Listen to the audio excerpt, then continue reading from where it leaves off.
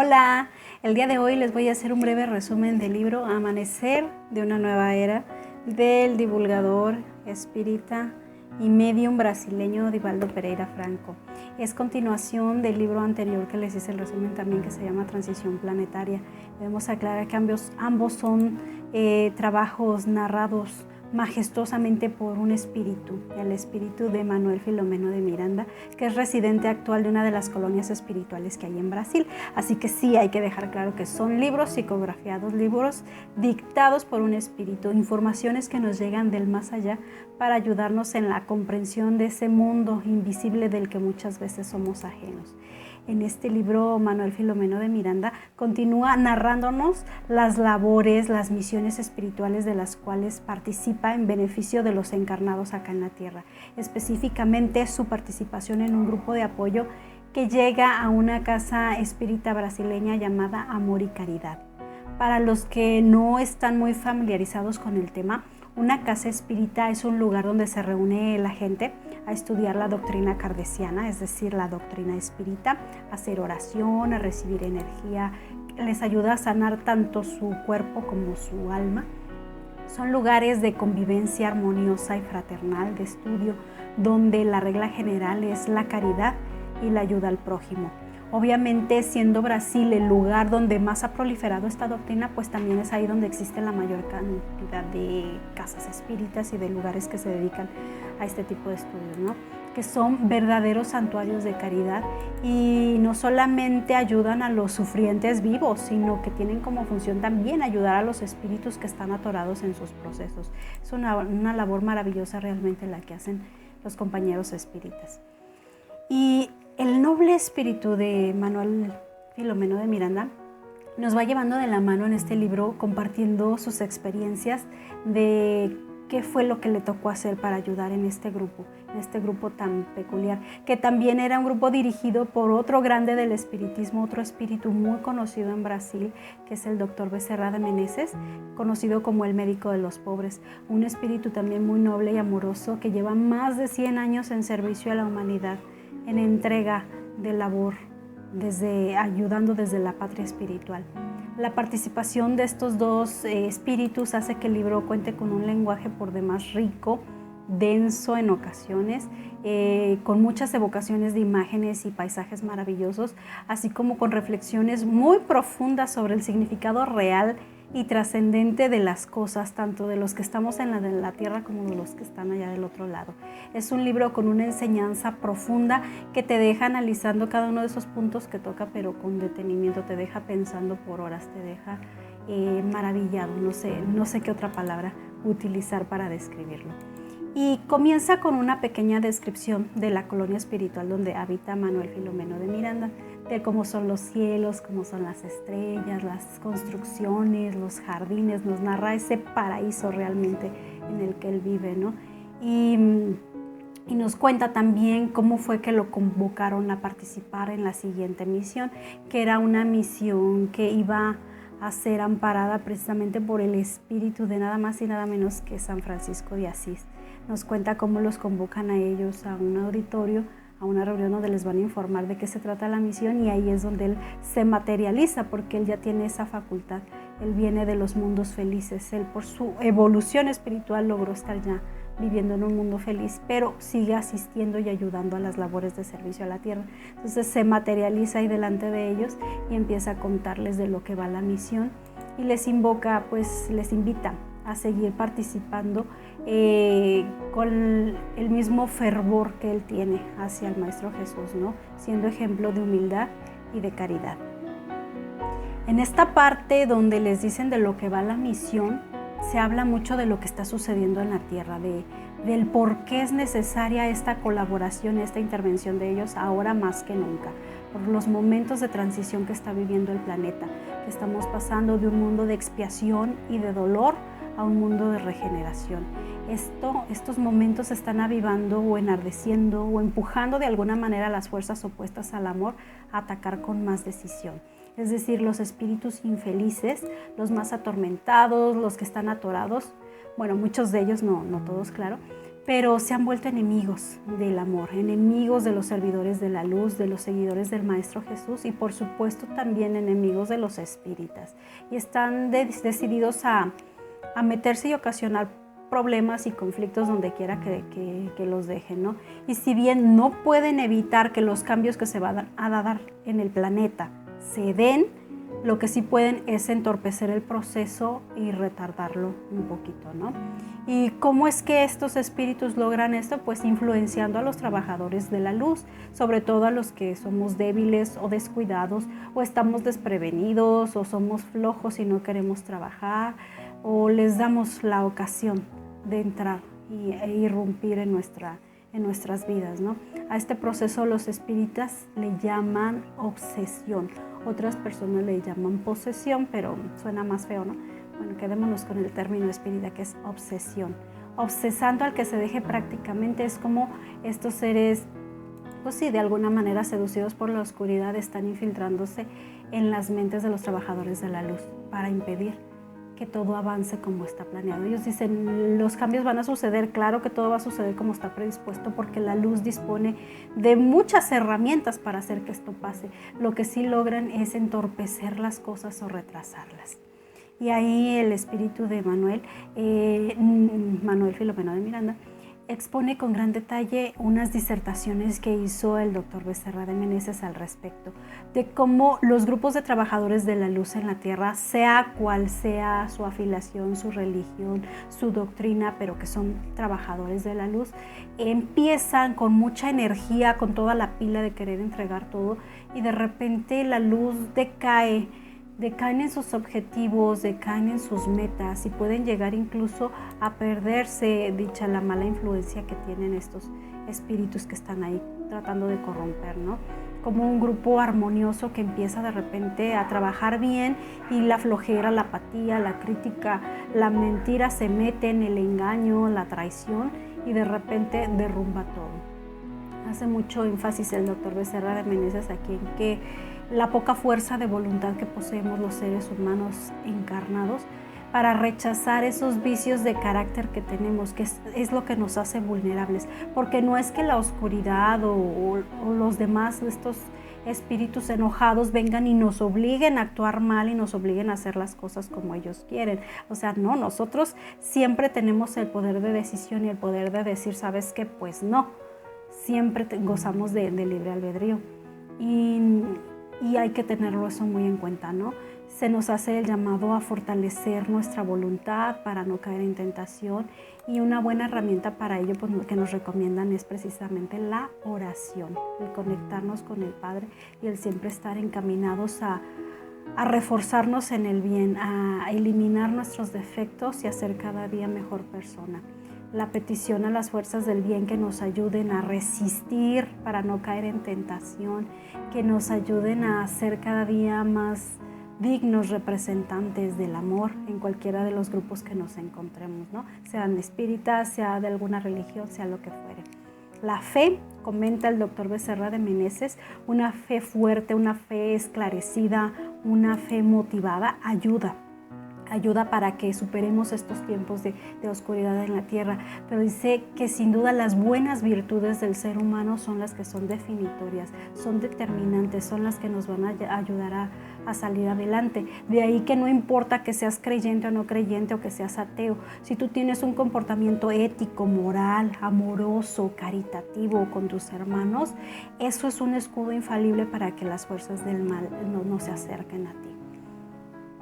Los hermanos de la patria espiritual han estado notando cómo ha ido en aumento este fenómeno de la obsesión, cómo estos seres que están enojados se valen de influenciar las mentes débiles de las personas para que caigan aún más en las maneras equivocadas de comportarnos, ¿no? Desvían aún más el comportamiento de las personas y por eso los hermanos que vienen del más allá, digámoslo así, no cesan en su ayuda, siempre nos están ayudando. Si bien aquí nos narran de un grupo en específico, de una colonia espiritual, de un país que es Brasil, de una casa espírita, esto está sucediendo en todos lados, en todos los países, en todos los lugares, en todas las ciudades. La ayuda, la providencia divina jamás nos abandona. Ese mundo espiritual del que casi no sabemos nada está presente todo el tiempo en nuestras vidas. Y se narra en este libro cómo en esta casa espírita brasileña que se llama Amor y Caridad tenían el asedio de un espíritu desequilibrado en particular, uno del cual ya habíamos hablado en el resumen anterior del libro anterior, que era Transición Planetaria. Era un rabí judío llamado Eliacham Ben Zadok, desencarnado en el siglo XV a manos de la Inquisición, que durante siglos permaneció acrecentando su odio contra Jesús y contra sus seguidores, ya que lo consideraba un falso Mesías y además estaba enojado porque había muerto a manos de los fanáticos del Maestro Jesús, a los fanáticos de la iglesia, a los inquisidores. Este rabí Zadok reunió durante ese tiempo un verdadero ejército de espíritus que estaban igualmente enojados y desequilibrados como él, y los dirigía en tareas de obsesar y perjudicar a la mayor cantidad de personas posibles. Y aún más, después del encuentro narrado en el libro anterior, estaba muy enojado y declaró abiertamente la guerra contra los espíritas. En una noche en que se llevaban a cabo los trabajos normales de la Casa Espírita Amor y Caridad que nos narran aquí en este libro, este espíritu del rabí Zadok decidió atacar con su horda de espíritus enojados y lograron entrar algunos hacia el interior de la Casa Espírita, donde también los espíritus buenos habían tomado sus previsiones, puesto que ellos, como leen la mente, saben perfectamente sus planes, ¿no? Los malos, digámoslo así, deseaban obsesar a los presentes, alimentarse de sus energías y desviar sus comportamientos, todo con el fin de difamar el buen honor de la casa espírita. Pero pues eso obviamente no les fue posible porque las fuerzas del bien poseen muchos recursos de amor, de comprensión y hasta de fuerza para impedírselos. Cuentan que durante este encuentro las energías densas, las energías negativas eran tan fuertes que tuvieron que reforzar las protecciones de la casa espírita, porque en todo lugar donde se hace oración, donde se lee el evangelio, donde se está en la luz, donde se vive para el amor, tiene una protección energética que ellos dan. Pero era tanta la negatividad de los seres que estaban ahí, eran tantos que de verdad necesitaban refuerzos porque sentían que las defensas iban a caer, ¿no? Y para ello evocaron la asistencia de un grupo, de un equipo especialista en la construcción de defensas tanto energéticas como materiales. Un equipo conformado nada más y nada menos que por espíritus antiguos de los caballeros templarios. O sea, ahí me dejaron de verdad boquiabierta, que dicen que estaba este equipo conformado por los antiguos caballeros templarios que hacían equipo con ingenieros modernos que eran especialistas en estructuras, obviamente, y de inmediato se pusieron manos a la obra canalizando energía del cosmos, materializándola para realizar esas fortalezas. Dicen que construyeron una especie así como de torre luminosa dentro de la casa espírita, recordando a las antiguas torres que había en los castillos para las defensas, ¿no? Incluso nos dicen que había hasta una especie de cañones de luz que lanzaban rayos de luz para casos extremos cuando las hordas de estos espíritus enojados querían entrar por la fuerza, pues para dispersarlos. No dañaban en absoluto a nadie, dicen que solo eran para dispersar, solo arrojaban luz y era como si fuera un pequeño toquecito que te da de energía, pero no es el efecto de dañar, ya que las fuerzas del bien jamás se les está permitido actuar por la fuerza o dañar o utilizar medios que puedan lastimar, ¿no? Eso no, dice, pero como ellos, los espíritus negativos, todavía vibran en ese sentido del miedo, dice, cuando ven la luz se asustan y se dispersan, pero en realidad no les hacen ningún daño, ¿no? Estas defensas les permitieron mantenerlos a raya, ¿no? A los espíritus furiosos mantenerlos fuera de la casa espírita, y les dio tiempo a los buenos para charlar con el líder, con el rabí Zadok, para lo cual el doctor Becerra de Meneses dijo que siendo él con todas sus capacidades, que bárbaro, o sea, una mentalidad, un poder de razonamiento maravilloso, un poder de amor. Él decía que él no se sentía con la autoridad moral suficiente como para entablar esta charla con él, ¿no? Y le dijo, le dejo la tarea a quien sí la tiene. Pues aquí nos cuentan, se materializa de nuevo el espíritu de San Francisco de Asís y habla con el rabí. habló con él y le hizo la invitación a desistir de la manera de comportarse y aceptar la ayuda para su transformación al bien. Le llevó por reflexiones sobre las torpezas humanas a lo largo de la historia, ¿no? Porque era lo que defendía el rabí. Decían, no, es que los cristianos son malos, es que los seguidores de Jesús son malos, porque nos mataron a nosotros en la Inquisición. ¿Cómo quieres que perdone a alguien que nos quemó por muchos, o sea, por millones nos quemaron? Y entonces le lleva a Francisco de Asís a hacer estas reflexiones y a decir que pues aquellos eran falsos cristianos, que en realidad no representaban para nada la doctrina verdadera del maestro de maestros, ¿no? Y aunque sus reflexiones realmente eran majestuosas y eran muy comprensibles, pues el espíritu del rabí estaba muy enojado y no cedía para nada. Así es que dijo que él quería irse, haciendo uso de su libre albedrío, pues que lo dejaran ir. Y como pues así es regla universal, San Francisco de Asís lo que hizo fue con un movimiento de manos bajar las defensas energéticas para darle su libertad y que se marchara, ¿no? Porque dentro de la luz, cuando se trabaja dentro de la luz, no se fuerza a nadie, no se forza a nadie. No es nada obligatorio, nada se somete por la fuerza, todo es por el convencimiento del amor. Entonces, pues lo dejó ir y al momento de dejarlo ir, pues los que estaban afuera sintieron como que era un triunfo para ellos, ¿no? Para los malvados que estaban ahí sitiando el lugar, sentían que era un triunfo porque pues no pudieron hacerles nada y ya se iban. Cuando ya se iba el espíritu de Sadoc, se materializó a su lado el espíritu de su madre, que tenía muchísimo tiempo de no ver, ¿no? Porque ya era un espíritu con luz, ya era un espíritu hermoso. Y dice, yo también viví la Inquisición, yo también viví el mismo odio que tú viviste, pero yo perdoné. Dice, tú llevas 400 años enardecido, enojado, haciendo tantas cosas que no se deben de hacer, siendo sobre todo representante de una religión. Dice, ¿dónde está el amor que aprendiste siendo rabí de los judíos? Dice, ¿dónde está el amor? Ya no tienes ni recuerdos, ¿no?, del amor. Y pues sí, eso era justo lo que necesitaba, que le hablara un espíritu familiar, un espíritu amoroso, porque ahí sí derrocó todas sus defensas, se dejó caer y reconoció la maldad que estaba haciendo y solicitó la ayuda. Solo cuando el espíritu que está enojado, equivocado, molesto, solicita la ayuda, es cuando se le puede ayudar. Y nos narran este momento que era por demás maravilloso, porque cuando un espíritu así de perturbado acepta la redención por el camino del bien, sin forzar, sin nada, es algo glorioso, es una batalla ganada para la luz. Dice que todos los que estaban presentes ahí, San Francisco de Asís, los del grupo de asistencia de trabajo, todos estaban llorando por la majestuosidad del momento. Realmente sí, es muy hermoso. Y así es como se hacen las cosas en el nombre del amor, no por el sometimiento, no por la fuerza, respetando la dignidad que hay en el adversario, aunque él mismo no se respete a sí mismo. Hay que invitarlo a cambiar, hay que motivarlo al cambio. Así es como las fuerzas del bien ganan las batallas, y no con guerra, sino con violencia. Y pues una vez rendido el rabí, algunos espíritus que lo acompañaban, que eran parte de su ejército de maldad, pues también pidieron ayuda.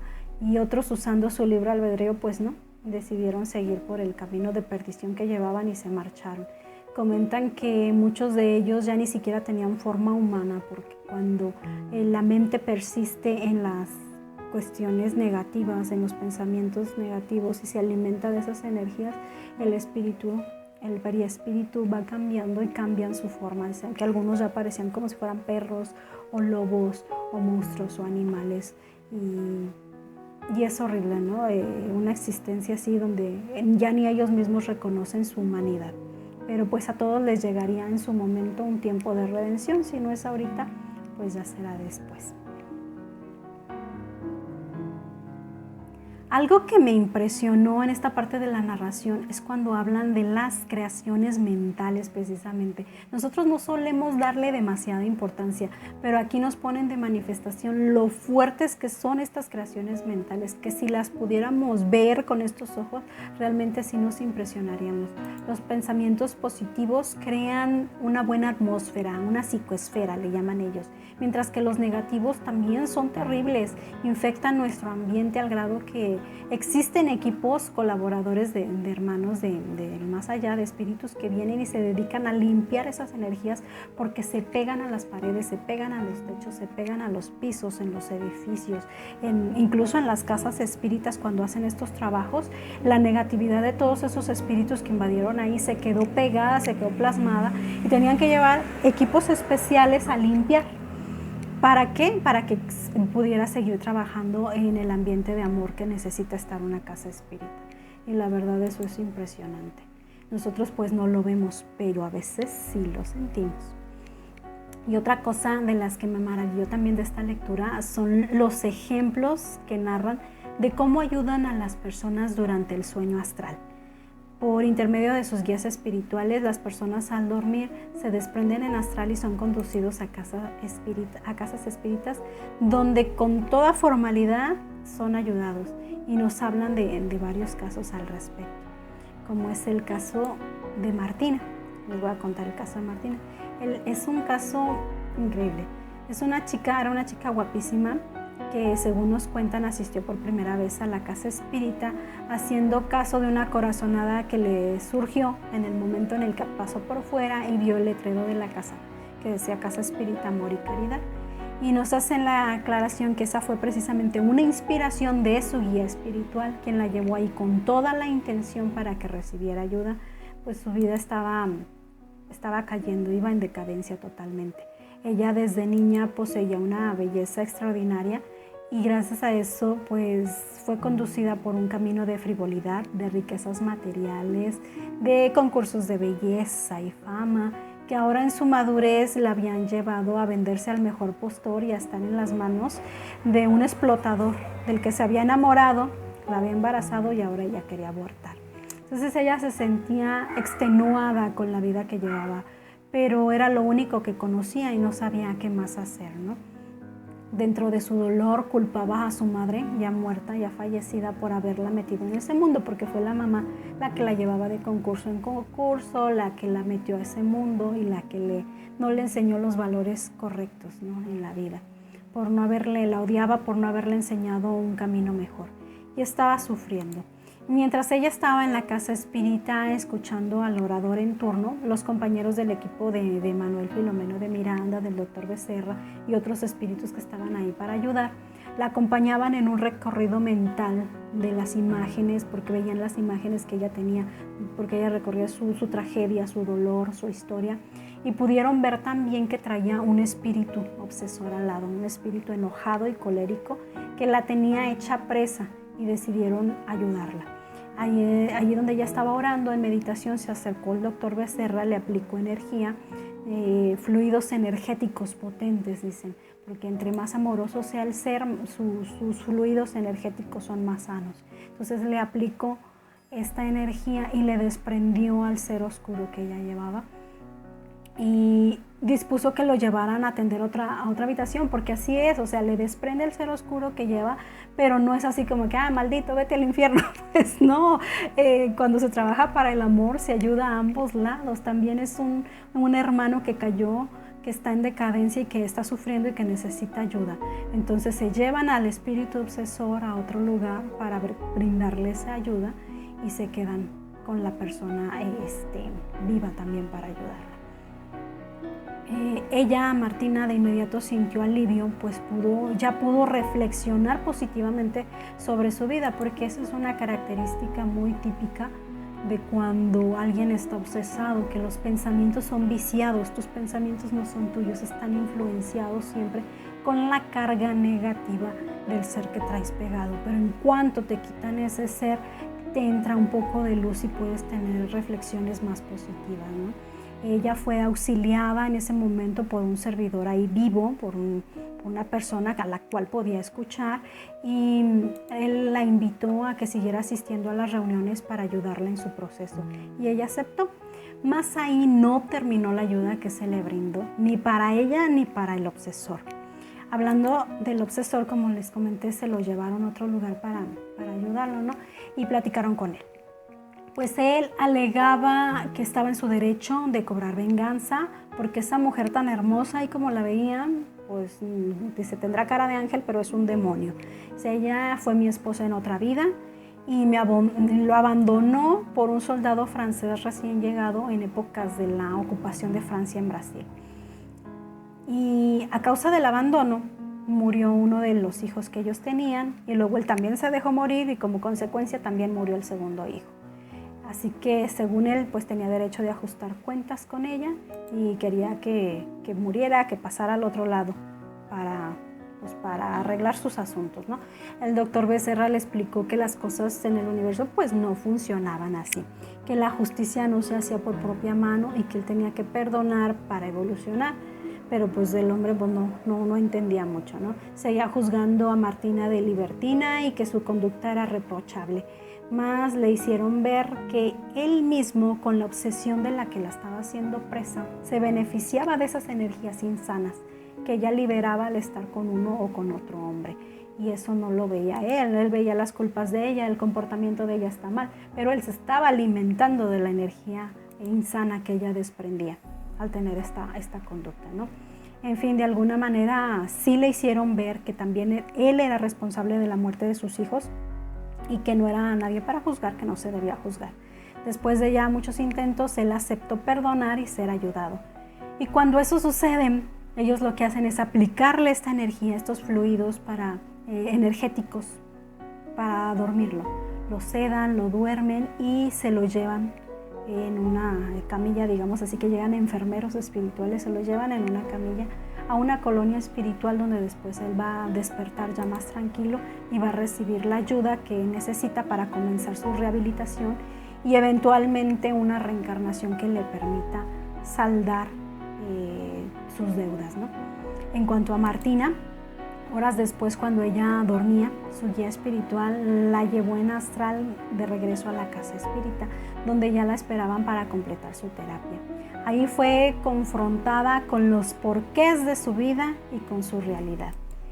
En primer lugar, le presentaron a su guía, el que ella reconoció de inmediato como Marcel. Era aquel soldado francés del que ella se enamoró y por el cual abandonó a su familia. Aquel que también cuando se acabó la guerra regresó a Francia y la abandonó. Marcel, su guía espiritual, le explicó que aunque se fue a Francia e hizo su vida y tuvo familia, pues nunca la pudo olvidar. Hasta el último de sus días de aquella vida la recordaba y sentía remordimiento, se sentía culpable por haberla abandonado. También le dijo que ese amor y esa deuda con ella se fijó tanto en su alma que se la llevó consigo a la siguiente vida, que por cierto la tuvo en Francia, donde se llamaba Philippe y era espírita. No solamente era espírita, sino que también era asistente asiduo a las reuniones mediúnicas que realizaban ni más ni menos que Allan Kardec. Así que él tuvo las herramientas indicadas para explorar sus deudas del pasado y se dio a la tarea de buscarla y ayudarla en cuanto desencarnó.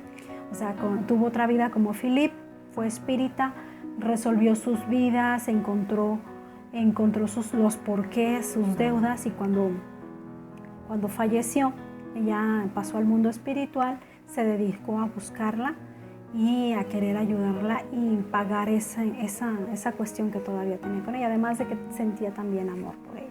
Y este era el momento para hacerlo, por eso decidió empujarla de alguna manera a la casa espírita para que recibiera la ayuda.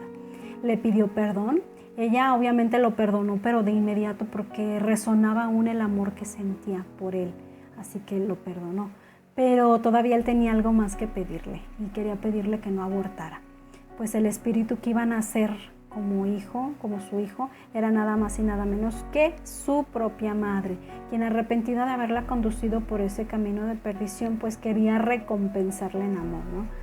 Y en eso pues se aparece el espíritu de la madre y el reencuentro fue un poquito complicado. Martina odiaba a su madre y no quería darle la oportunidad de nacer. Pero gracias a la intervención de Philip, pues la convenció, ¿no? El amor, por el amor a mi hijo. Y pues sí, ella aceptó.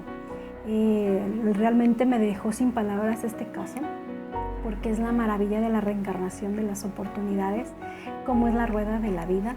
Tantas cosas de las que no tenemos ni la menor idea en nuestra historia personal, cada uno de nosotros, cuáles son nuestros porqués, cuáles son nuestras razones, es el porqué de nuestras circunstancias, qué tanto es lo que ignoramos de nosotros mismos. Pues todo, en realidad ignoramos todo, ¿no? Y pues bien, terminada la sesión de trabajo con Martina, su guía la lleva de regreso a su cuerpo, de regreso a su casa, a su sueño, y al despertar, ella solo recuerda que soñó con su madre y que le pedía perdón. Y solo queda un ligero sentimiento de que tal vez, pero tal vez no, no sé, fue un sueño. ¿A cuántos no nos ha pasado así, no? Que vivimos estas cosas, que tenemos estos sueños, que nos revelan estas verdades de nosotros y que solo nos queda tal vez, quizás, un vago recuerdo. Ahí queda para el análisis. Otro caso fue el de Anacleto. Él era el director de la casa espírita y había sido atacado especialmente por el rango que ocupaba, ya que querían ridiculizarlo. Estos espíritus furiosos que se dedicaban a obsesar lo querían ridiculizar. Querían llevarlo al extremo para dañar la reputación de la doctrina espírita en general, porque a eso se dedicaban, ¿no? A hacer que los servidores de la luz cayeran, para que el plan de transformación, el plan de transición planetaria no se lleve a cabo y para que de alguna manera se vieran mal todos los seguidores del Maestro Jesús. Anacleto, tras la muerte de su esposa, se vio seducido por una vida muy ligera de compromisos y se enredó con cuanta mujer se le pasaba por enfrente, ¿no? Asistía a lugares de comercio sexual y con ello había traído a su cuerpo al menos 3 obsesores que ya se habían fijado a sus chakras sexuales, al chakra coronario y al chakra del plexo solar.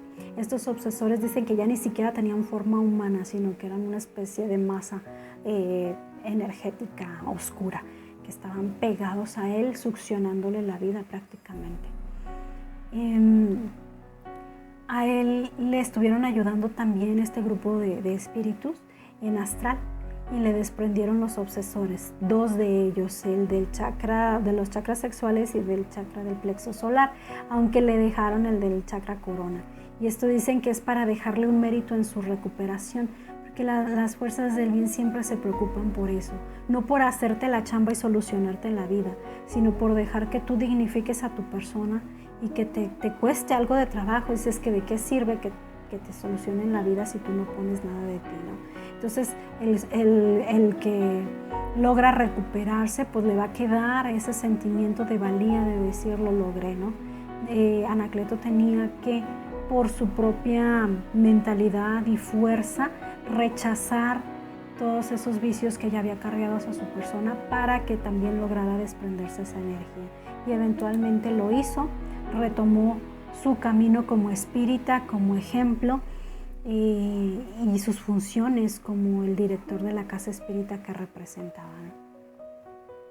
Ahí nos hacen hincapié de lo fuerte que debe ser la voluntad de las personas. De nuevo vuelven a hablar lo mismo. La voluntad de las personas es el escudo más fuerte que tienes contra la oscuridad. El decir, yo camino por el camino del bien y rechazo el mal, por mi propia decisión, por mi propia voluntad. Por último, y ya casi cuando terminan ellos su misión, antes de volver a la colonia espiritual, visitan una ciudad llamada Ciudad Esperanza, que nos platican fue construido por arquitectos que venían nada más y nada menos que de Alcione, para albergar a los voluntarios que venían de allá a encarnar en la tierra. Estos seres, por su gran evolución, dicen que necesitaban pasar un tiempo ahí haciendo adaptaciones a su periespíritu para poder llevar a cabo la misión de nacer en la tierra, porque ellos ya tenían tanta evolución que no era tan fácil que pudieran nacer aquí y agarrar de nuevo un cuerpo materia. Tenían que hacer varias adaptaciones y acoplarse a las energías del planeta, algo muy interesante. Y pues en general de eso trata el libro de Amanecer de una nueva era. Nos cuenta parte de lo que está pasando en el mundo espiritual en estos tiempos de transición y que nosotros no vemos. Y a mí me gustaría terminar con un diálogo de Francisco de Asís cuando les agradece el trabajo realizado y que va muy acorde para todo trabajador de la luz. Dice, mucho se os pedirá porque mucho socorro habéis recibido de los cielos. Y eso es todo.